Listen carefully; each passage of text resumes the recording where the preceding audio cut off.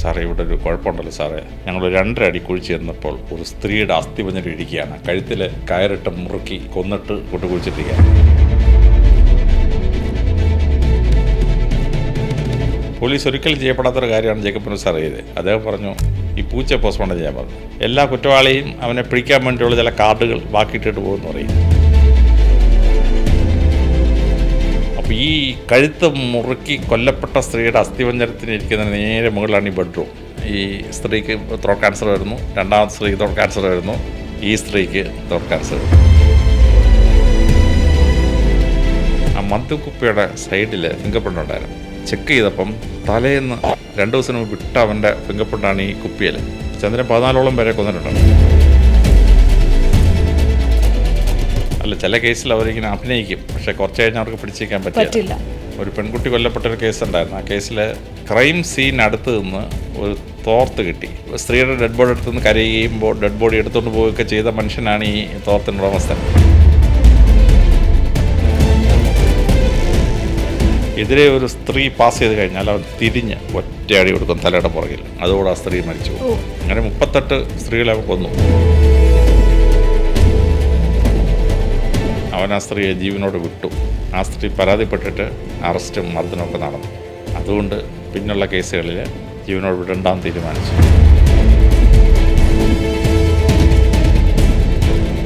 ടീച്ചറാണ് അവൻ, ടീച്ചർ. അവനെ ശിക്ഷിക്കുമ്പോൾ ആ ഡോക്ടറുടെ അമ്മ ഇതന്വേഷിച്ച് തെളിയിച്ച പോലീസ് ഉദ്യോഗസ്ഥന്മാർക്ക് ഞാൻ ഹൃദയത്തിൽ തൊട്ട് ആ വിക്ടിമിൻ്റെ കണ്ണിൽ വരുന്നൊരു കണ്ണീര്, അതിനേക്കാൾ വലിയൊരു പ്രതിഫലം നമുക്ക് പോലീസ് കേസിൽ കിട്ടില്ല. ഫസ്റ്റ് മർഡർ നടക്കുമ്പോൾ 14 വയസ്സേ ഉള്ളൂ. 15 ഒരെണ്ണം ചെയ്തു, 17 ഒരെണ്ണം ചെയ്തു. അവൻ പറഞ്ഞു ഓരോന്നിനും ഓരോ ന്യായമാണ്.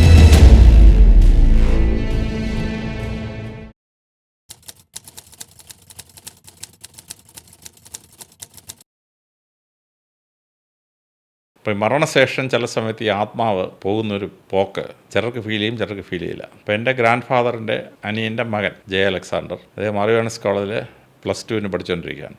വെള്ളം എടുക്കാൻ പോയി, പുള്ളി ഒരു പാമ്പ് കടിച്ച്. പുള്ളി ഓടുമെന്ന് പറഞ്ഞാൽ പാമ്പ് കടിച്ചെന്ന് പറഞ്ഞാൽ ബാക്കിയുള്ളവരെല്ലാം കൂടി ആ പാമ്പ് കടിച്ച സ്ഥലം ബ്ലേഡ് വെച്ച് കീറി രക്തമൊക്കെ വലിച്ചെടുത്ത് രക്ഷപ്പെടാൻ നോക്കി. പുള്ളി പെട്ടെന്ന് ബോധം കിട്ടും. പുള്ളിയെ പെട്ടെന്ന് മെഡിക്കൽ കോളേജ് ആശുപത്രി കൊണ്ടുപോയി. ഡോക്ടർ പൈ എന്ന മഹാനായ ഒരു ഡോക്ടറാണ് ഡോക്ടർ പൈ പരിശോധിച്ചൊരു 10-15 പറഞ്ഞു ആൾ മരിച്ചു പോയെന്നു. അപ്പോൾ എൻ്റെ ഗ്രാൻഡ് ഫാദറിൻ്റെ ബ്രദറിനെ കൊട്ടാരക്കര അറിയിച്ചു. അവർ കാറെടുത്ത് ഓടി തിരുവനന്തപുരത്ത് വന്നു.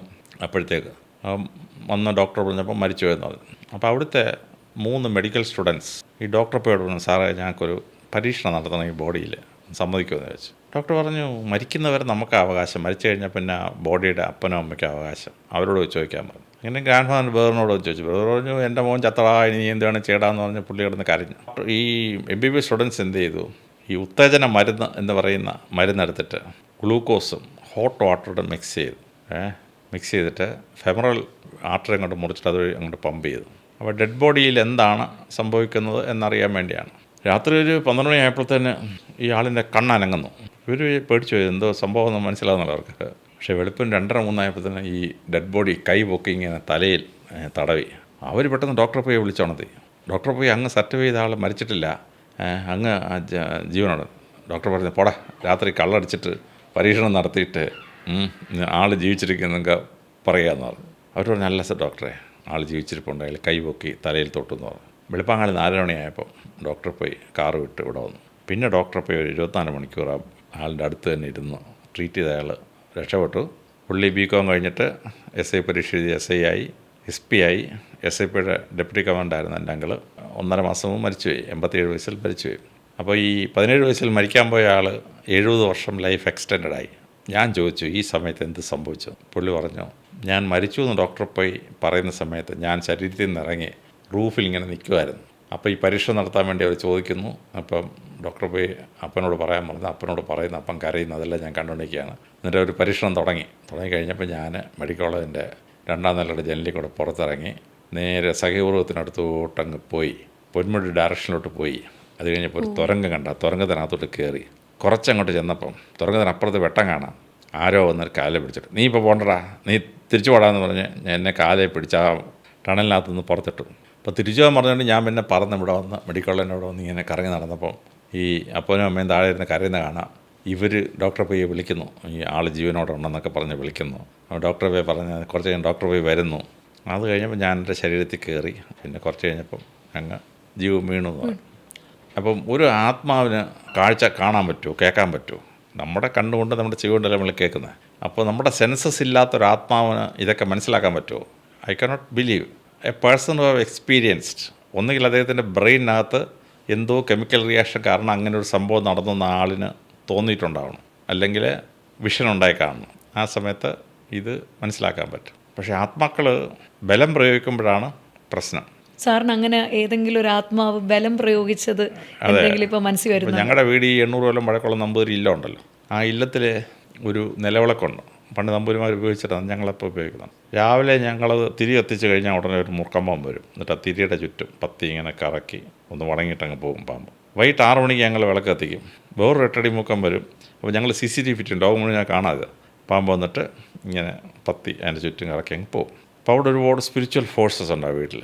അപ്പോൾ ഞാൻ ജയിൽ DGP ആയിരുന്നപ്പം എന്നെ അവിടെ നിന്ന് ട്രാൻസ്ഫർ ചെയ്യിക്കാനൊക്കെ ആയിട്ട് ഡിപ്പാർട്ട്മെൻറ്റിൽ DIG ഉൾപ്പെടെ മന്ത്രവാദം ചെയ്ത് ചെമ്പ് തീടൊക്കെ ആയിട്ട് ആളിനെ വിട്ടു.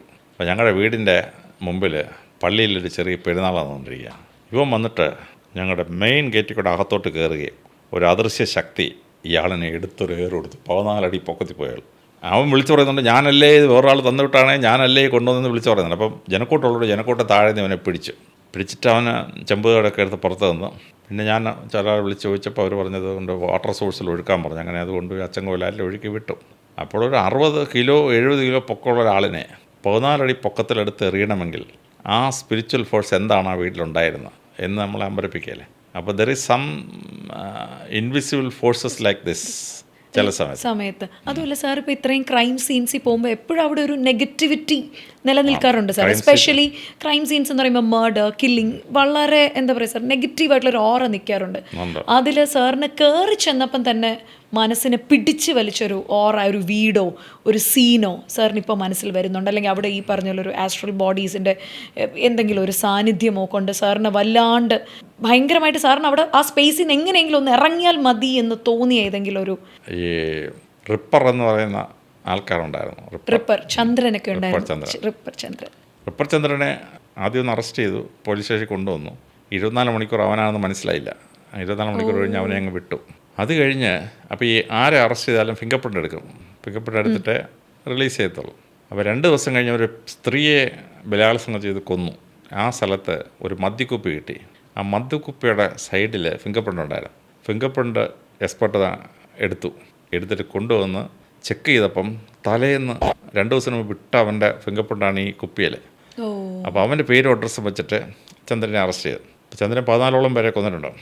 അപ്പോൾ ആ ചന്ദ്രനെ അറസ്റ്റ് ചെയ്ത ശേഷം ചന്ദ്രനെ ജയിലിൽ കൊണ്ടുവന്നത് ഏറ്റവും ലാസ്റ്റിൽ തൂക്കിലേറ്റ് അവനാണ്. 1992 ഏറ്റവും അവസാനം ജയിലിൽ തൂക്കിലേറ്റ് ചെയ്ത് കേരളത്തിൻ്റെ ഹിസ്റ്ററിയിലെ ഏറ്റവും അവസാനം തൂക്കിലേറ്റ ആൾ 1992. അതിനുശേഷം കഴിഞ്ഞ 34 വർഷമായിട്ട് ആരെയും തൂക്കിലേറ്റിട്ടില്ല. തൂക്കിലേറ്റുന്നതിന് മുമ്പ് അവന് മനസ്താപം വന്നു, ചെയ്ത് തെറ്റായിപ്പോയി എന്നൊക്കെ മനസ്താപം വന്നു. അപ്പോൾ ഈ റിപ്പർ ചന്ദ്രൻ ഓപ്പറേറ്റ് ചെയ്ത ഒരു വീട്ടിൽ ഞാൻ SP ചോദിച്ചിട്ട് എന്നെ ഒന്ന് പാവം സമ്മതിക്കാമെന്ന് എന്നെ കൊണ്ടുപോയി. ഞാൻ ആ വീട്ടിൽ ചെന്ന് കയറാൻ ശ്രമിക്കുമ്പോൾ ഒരു ഫോഴ്സ് നമ്മളിങ്ങനെ പുറകോട്ട് തള്ളുകയാണ്. അതോടെ കയറാൻ സമ്മതിക്കില്ല. എന്നിട്ട് ആ ഫോഴ്സ് നമ്മളെ മുറ്റത്ത് എഴുത്തിലിനടുത്തോട്ടാണ് പുഷ് ചെയ്യുന്നത്. അപ്പം ഞാൻ പോലീസിനെ കൂട്ടി ഈ പുഷ് ചെയ്യുന്ന സ്ഥലത്തോട്ട് പോയി. അവിടെ ചെന്നപ്പോൾ അവിടെ നിന്നാണ് ഈ കൊന്ന പിച്ചാത്തി കിട്ടുന്നത്. ഫസ്റ്റ് സെർച്ചിൽ ഈ പുല്ലിനടുത്ത് അത് കിട്ടിയില്ല. അപ്പോൾ ഈ ആത്മാവ് വന്നിട്ട് നമ്മളെ പുഷ് ചെയ്ത് കൊണ്ടുപോവുകയാണ്. മധ്യപ്രദേശിൽ ഒരു മന്ത്രവാദിയെന്നോ സ്പിരിച്വലിസ്റ്റോ പറയുന്ന ഒരു പണ്ടോൽക്കർ എന്നൊരാളുണ്ട്. പണ്ടോൽക്കർ അവൻ സ്കൂളിൽ പഠിക്കാൻ വളരെ മോശമായിരുന്നു. അവൻ സാറന്മാർ എപ്പോഴും എടുത്തിട്ട് അടിക്കും അവനെ. അങ്ങനെ അവൻ പഠിത്തം അങ്ങ് നിർത്തി. 10ാം ക്ലാസ് പോലും പാസ്സായിട്ടില്ല. പക്ഷെ അവനൊരു സ്പിരിച്വൽ പവർ കിട്ടി. അവന് ഇരിക്കുന്ന ദിശയിൽ കാണാൻ പറ്റും എന്തൊക്കെയാണ് സംഭവങ്ങൾ. മധ്യപ്രദേശ് പോലീസിന് ഒരു തുമ്പും കിട്ടാത്തൊരു കേസുണ്ടെങ്കിൽ ഈ പണ്ടോൽക്കർ അവിടെ കൊണ്ടുവരും. പണ്ടോൽക്കർ അവിടെ കുറച്ച് നേരം നിൽക്കുമ്പോൾ പറയും, ഈ സംഭവം നടന്ന ഞാൻ വൈകിട്ടാണ്, ഇയാളെ കൊന്നത് ഇന്ന ആളാണ്, അവൻ്റെ കൂടെ വേറൊരാളുണ്ടായിരുന്നു, അവനിപ്പോൾ പോയിട്ട് ഇന്നടത്താണ് താമസിക്കുന്നത്, മുഴുവൻ പറയും. ഇതൊന്നും കേസിൽ എഴുതാൻ പറ്റത്തില്ല, പക്ഷെ അത് വെച്ചിട്ട് കേസ് തെളിയിക്കും.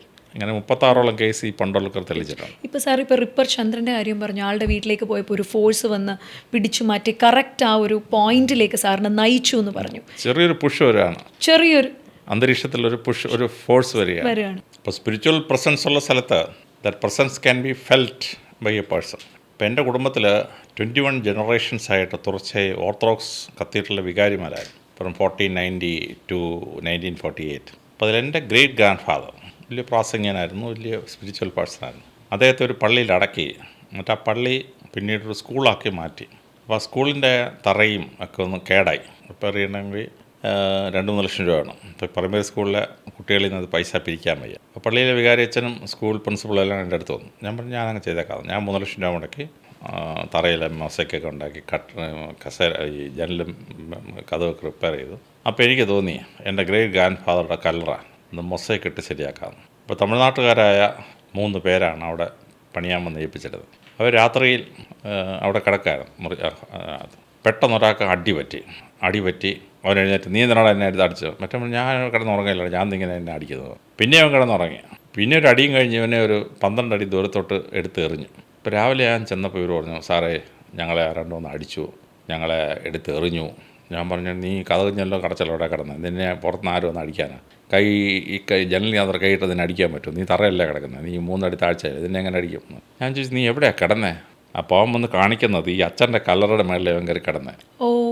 അപ്പോൾ my great grand father who died in 1948 acted around 56 years later, 2006 act ചെയ്യുന്നത്. അപ്പോൾ ഒരു ഡെഡ് ബോഡിക്ക് പവറുണ്ട് എന്ന് നമ്മൾ വിശ്വസിക്കുന്ന ഒരു സംഭവം. അപ്പോൾ എൻ്റെ വീടിനടുത്ത് ഒരു ഗൾഫുകാരൻ വന്നിട്ടൊരു വസ്തുവൊക്കെ വാങ്ങിച്ച് വീട് വെച്ച് കുറച്ച് കഴിഞ്ഞപ്പോൾ അവൻ്റെ അമ്മയുടെ ചേച്ചിക്ക് ത്രോട്ട് ക്യാൻസർ വന്നു. ചികിത്സിച്ച് രക്ഷയൊന്നുമില്ല, മരിച്ചു. കുറച്ച് കഴിഞ്ഞപ്പോൾ ഈ അമ്മ ആ മുറിക്കകത്ത് കിടന്നു. അമ്മയ്ക്ക് ത്രോട്ട് ക്യാൻസർ വന്നു.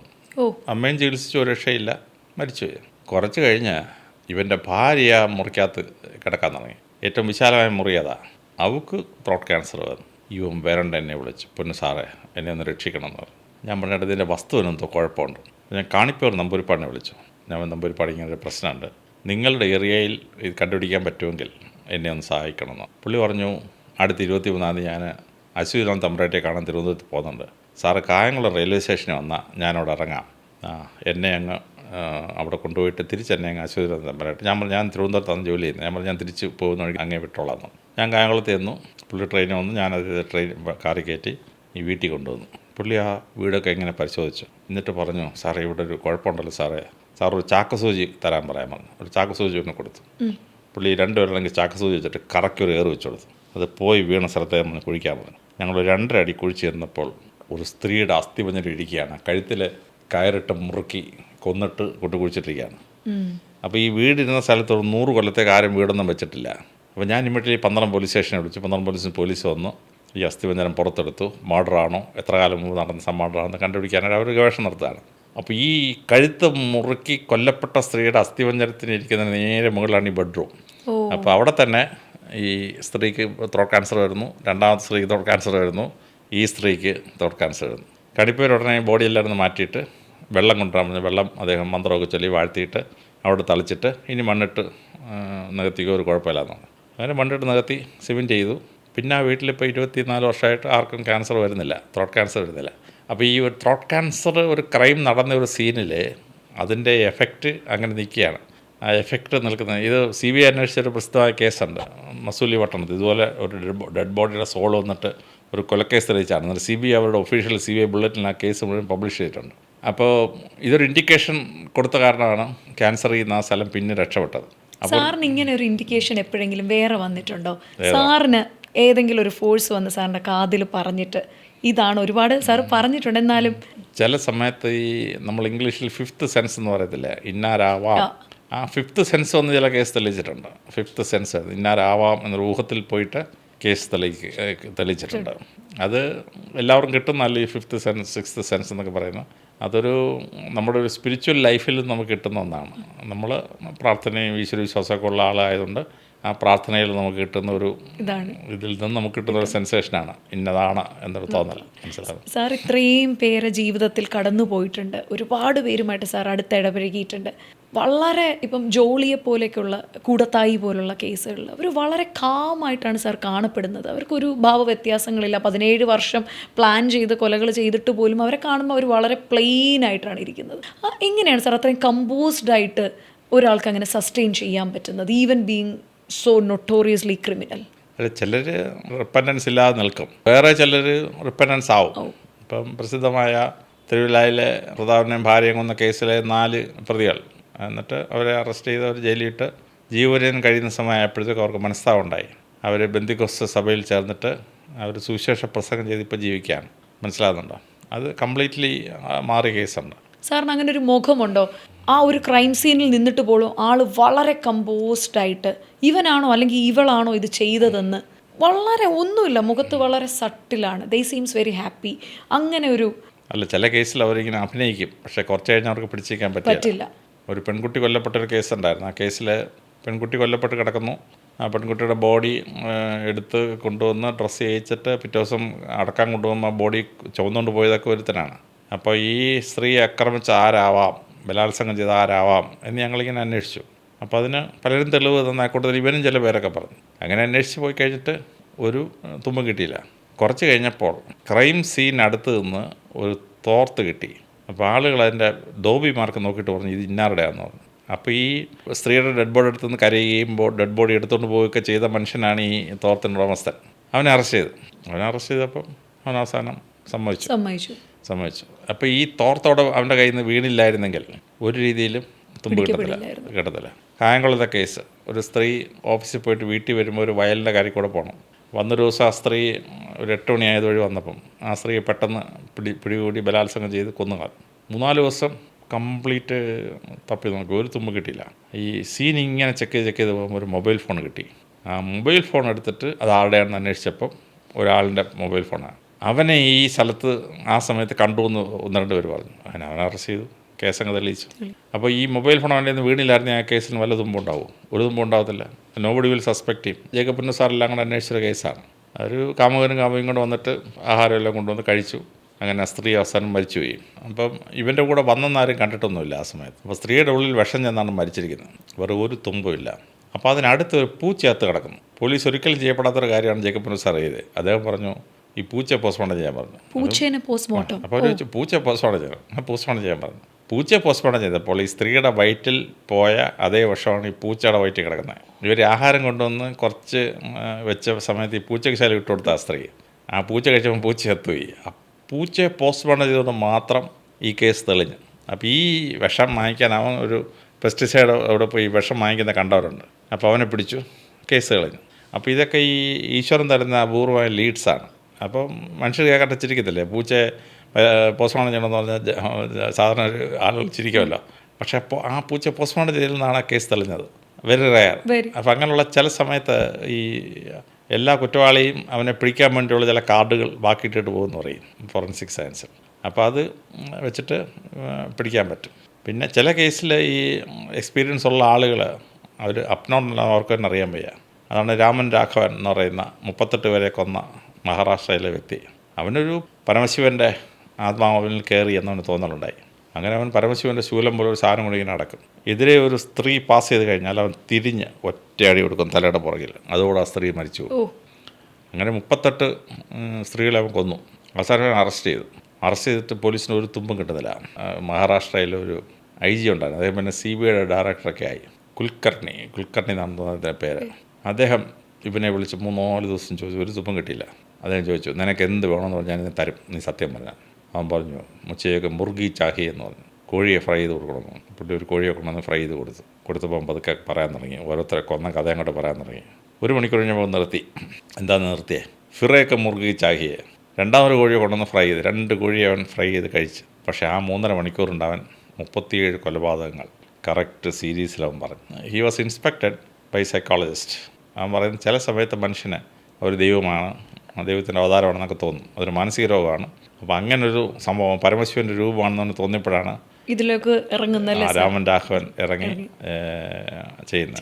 സർ 2 ക്വസ്റ്റ്യൻസേ ഉള്ളൂ. ഇത്രയും നേരം സാറ് പറഞ്ഞു, ഇപ്പം കൂടത്തായിലെ ജോളീനെ പോലെ സ്ത്രീകളുടെ ഇടയിൽ സാറിനെ ഞെട്ടിച്ച ഒരാളുണ്ടോ? ഒരു സ്ത്രീക്ക് ഈ ഒരു എക്സ്ട്രീം വരെയൊക്കെ പോകാൻ പറ്റുമോ എന്ന് തോന്നിച്ചൊരു പേരോ ഒരു ക്രൈമോ ഏതെങ്കിലും ഉണ്ടോ സാർ? ജോളി കൂട്ടത്തായുടെ പോലൊരു കേസ് എനിക്ക് അറിഞ്ഞൂടാ, അറിയില്ല സാർ. പെക്കുലർ സിറ്റുവേഷനുള്ള കേസാണ്. അപ്പോൾ അങ്ങനെ ഒരു കേസ് എനിക്ക് ഓർമ്മയിലില്ല, വന്നിട്ടില്ല സാർ. വേറൊരു ചോദ്യമുള്ളത് ഇതും കൂടെ ഉള്ളൂ. അതായത് ഇപ്പം കുട്ടികളുടെ ഇടയിലെ ക്രൈം സാറ്, കാരണം ജയിലിലൊക്കെ ഇത്രയും റിഫോർമേഷൻ ചെയ്ത ഒരാളെന്ന നിലയിൽ ഏറ്റവും പ്രായം കുറഞ്ഞൊരു കേരളത്തിലുണ്ടായിട്ടുള്ള ഒരു വളരെ കൊടിയ ക്രൈം എമംഗ് ദ കിഡ്സ് ഏതായിരുന്നു സാർ? പിള്ളേരുടെ ഇടയിലേക്ക് വന്നപ്പോൾ ഈ ഒരു പ്രായത്തിൽ ഈ പറഞ്ഞ പോലെ സാറിനെ പോലും ഞെട്ടിച്ചുകൊണ്ട് ഇവൻ ഇത് ചെയ്തോ എന്ന് തോന്നിപ്പിച്ച ഏതെങ്കിലും ഒരു ക്രൈം സാറിൻ്റെ മനസ്സിലേക്ക് വരുന്നുണ്ടോ കേരളത്തിൽ സർ? എൻ്റെ സർവീസ് കാലഘട്ടത്തിലില്ല, എങ്കിലും ബോസ്റ്റർ സ്കൂളിൽ ഞാൻ പോയ സമയത്ത് അവിടെ ഒരു കേസ് പറഞ്ഞു. തൃശ്ശൂരുള്ള ബോസ്റ്റർ സ്കൂളിൽ താമസിക്കുന്ന ഒരു കുട്ടി 3 പേരെ കൊന്നാണ്. എത്ര പ്രായമുണ്ട് സർ അവന്? അവൻ്റെ ഫസ്റ്റ് മർഡർ നടക്കുമ്പോൾ അവന് 14 വയസ്സേ ഉള്ളൂ. 14. 15 ചെയ്തു, 17 ചെയ്തു. ഓക്കെ. അപ്പോൾ ഈ 17 ചെയ്ത് കഴിഞ്ഞിട്ട് അവനെ 18 വയസ്സ് കഴിയുമ്പോൾ പിന്നെ ഈ കുട്ടികളുടെ ഹോമിൽ നിർത്താൻ ഒക്കത്തില്ല. അപ്പോൾ അവനെ ബോസ്റ്റർ സ്കൂളിലോട്ട് കൊടുത്തയച്ചു. അപ്പോൾ എറണാകുളത്ത് ബോസ്റ്റർ സ്കൂള് ഇടിഞ്ഞു പൊളിഞ്ഞ് കിടക്കായിരുന്നു. അപ്പോൾ ഞാൻ ആ പ്രായത്തിലുള്ള കുട്ടികൾ ഹാർഡൻഡ് ക്രിമിനൽസിനോട് ജീവിച്ചാൽ ഈ ഹാർഡൻഡ് ക്രിമിനൽസ് സ്വഭാവം അവർക്കൂടെ ഉണ്ടാവും. അതുകൊണ്ട് ഞാൻ പറഞ്ഞു അത് വേണ്ട, ഈ 18 തൊട്ട് 21 വയസ്സുള്ളവരെ ബോസ്റ്റർ സ്കൂളിലാക്കാൻ വേണ്ടി എറണാകുളത്തെ ബോസ്റ്റർ സ്കൂളിൽ ഞാൻ പുതുക്കി പണിഞ്ഞിട്ട് ഞാൻ ഇവരെ ഇവിടെ കൊണ്ടുവന്നു. അങ്ങനെ കൊണ്ടുവന്ന് കഴിഞ്ഞപ്പോൾ ഇങ്ങനൊരാൾ, ഒരു യങ് ബോയ് കിൽഡ് 3 പീപ്പിൾ എന്ന് പറഞ്ഞു. അങ്ങനെ ഞാൻ അവിടെ ജയിലിൽ പോയിട്ട് ഞാൻ പറഞ്ഞു 1 മണിക്കൂർ ഞാൻ ഇവൻ്റെ കൂടെ ചിലവാക്കാമെന്ന് പറഞ്ഞു. അങ്ങനെ ഞാൻ അവനെ വിളിച്ചിട്ട് സംസാരിച്ചു. അവന് ചെറുപ്പമല്ലേ, ഒരാളിനെ കൊന്ന് മനസ്സിലാക്കാം, മനുഷ്യപ്രകോപത്തിൽ കൊന്നായിരിക്കാമെന്ന് മനസ്സിലാക്കാം. രണ്ടാമത്തെ ആളിനോട് നിനക്ക് മുൻകാല വൈരാഗ്യം ഉണ്ടെന്ന് മനസ്സിലാക്കാം. പക്ഷെ 3ാമത്തെ ആളിനെ നീ കൊന്ന എന്തിനാണെന്ന് എനിക്ക് മനസ്സിലാകുന്നില്ല. അപ്പോൾ അവൻ പറഞ്ഞു ഓരോന്നിനും ഓരോ ന്യായമുണ്ട്. ഞാൻ പറഞ്ഞു നിനക്ക് നീ ചെയ്ത തെറ്റിൽ മനസ്താപമുണ്ടോ? ആദ്യത്തെ കൊലപാതകം ചെയ്തതിൽ എനിക്ക് മനസ്താപമുണ്ട്, ഞാൻ കൊല്ലാൻ ആലോചിച്ചിരുന്നില്ല.